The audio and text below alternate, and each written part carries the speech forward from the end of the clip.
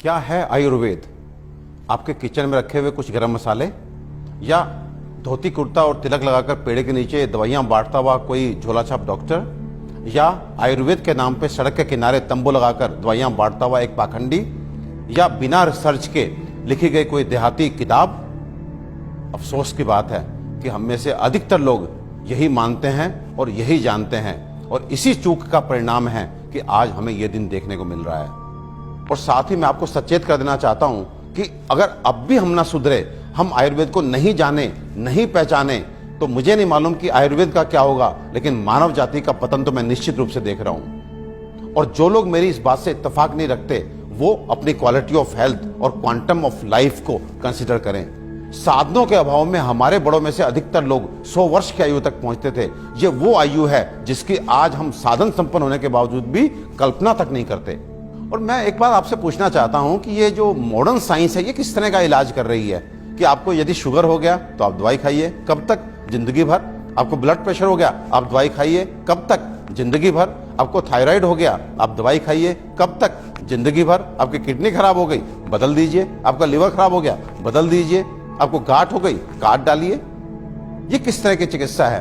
और ये चिकित्सा नहीं, ये केवल सिम्टम्स को दबाना है, क्योंकि ये बाहर से आपको नॉर्मल रीडिंग देते हैं, शुगर ठीक है, ब्लड प्रेशर ठीक है, लेकिन अंदर बीमारी अपना काम कर रही है। 15 साल बाद आपकी किडनी खराब, किससे?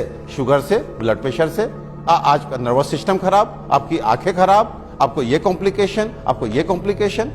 तो ये इलाज है या एलोपैथ का काला पर्दा?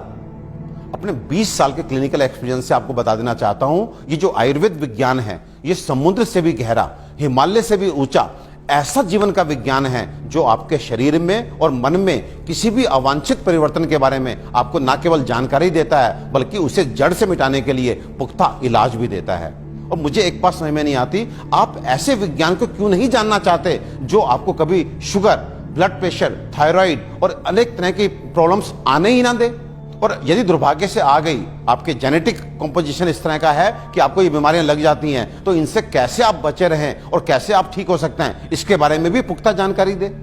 मित्रों, आयुर्वेद सबसे पहले स्वस्थ से स्वास्थ्य रक्षण के लिए आपको ऋतुओं के हिसाब से आपको क्या खाना चाहिए, क्या पीना चाहिए, किस तरह की जीवनचर्या आपकी होनी चाहिए, ये सब सिखाता है। और उसके बाद अनफॉर्चुनेटली यदि आप बीमार पड़ते हैं तो यहाँ पर लाखों दवाओं का वर्णन है, जिसमें आपकी काष्ठ औषधियां यानी कि जड़ी बूटियों से बनी औषधियां, आपके मिनरल्स यानी कि खनिजों से बनी औषधियां, रस औषधियां, इतनी सारी औषधियों का वर्णन है जो आपके उन बीमारियों के लिए भी आपको इलाज देती हैं, जिसमें आज का मॉडर्न साइंस जो है अपने हाथ खड़ा कर देता है। आज फैली किसी भी विषाणु जनित बीमारी के लिए वेंटिलेटर्स का इंतजाम मॉडर्न साइंस करता है। केवल किस लिए? इसलिए कि वो तब तक आपको जीवित रख सके जब तक वायरस अपने आप आपको छोड़ के नहीं चला जाता। तो ये किस तरह का इलाज है? जबकि आयुर्वेदिक औषधियां ऐसी हैं जो सीधे जाके वायरस को मार के आपको बीमारी से बाहर लेके आती हैं, आपको मौत से मुंह के बाहर लेकर के आती हैं। तो दोस्तों, विश्वास कीजिए, अपने आयुर्वेद को मान दीजिए, सम्मान दीजिए, जानिए, पहचानिए,